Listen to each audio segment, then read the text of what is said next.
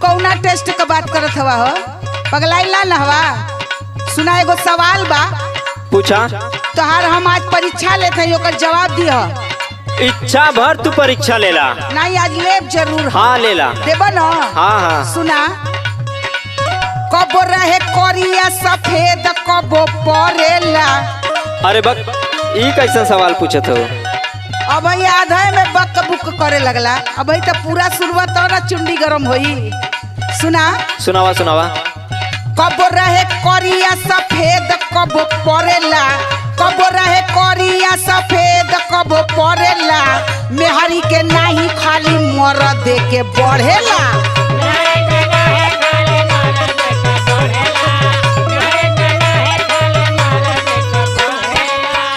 यह सवाल है बाबू, बस ये बताए दा। देखो ये वक्त बड़ा सवाल जवाब होता सबसे।